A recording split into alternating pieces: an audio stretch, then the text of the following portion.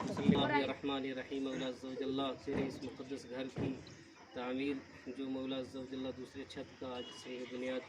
محترم جناب ریاض عاطف صاحب کے ہاتھوں رکھا گیا، یا اللہ اسے جلد از جلد پائے تکمیل تک پہنچا۔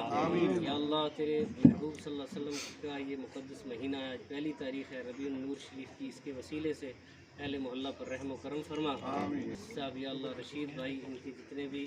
ان کے یا اللہ عز و جل ڈپارٹمنٹ کے اندر کام کرنے والے ہیں، سب کو دن دگنے رچوں میں ترقیاں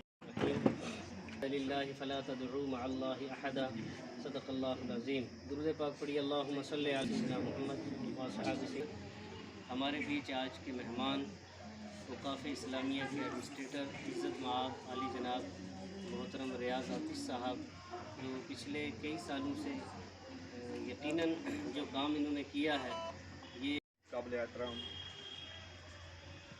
مولانا عارف غنی صاحب، اعجاز صاحب، جتنے بھی یہاں میرے بزرگ ہیں، میں سب کے نام بھی نہیں جانتا ہوں، اور میرے کلاس میٹ بھی بیٹھا ہے، اور میرے ہمراہ میرا اسٹاف بھی ہے۔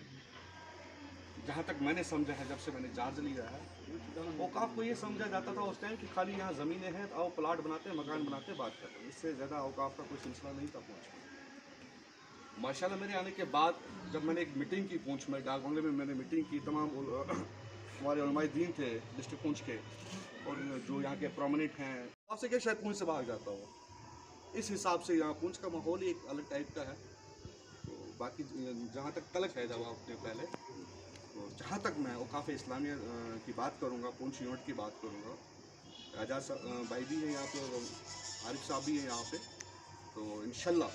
وقتاً فوقتاً ہم آپ کے ساتھ شانہ بشانہ ہر سٹیپ میں ہم آپ کے ساتھ رہیں گے، بس آپ ٹچ میں ہمارے رہیں انشاءاللہ۔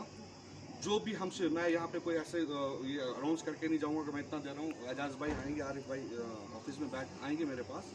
انشاءاللہ جو بھی ہوگا اچھا ہی ہوگا۔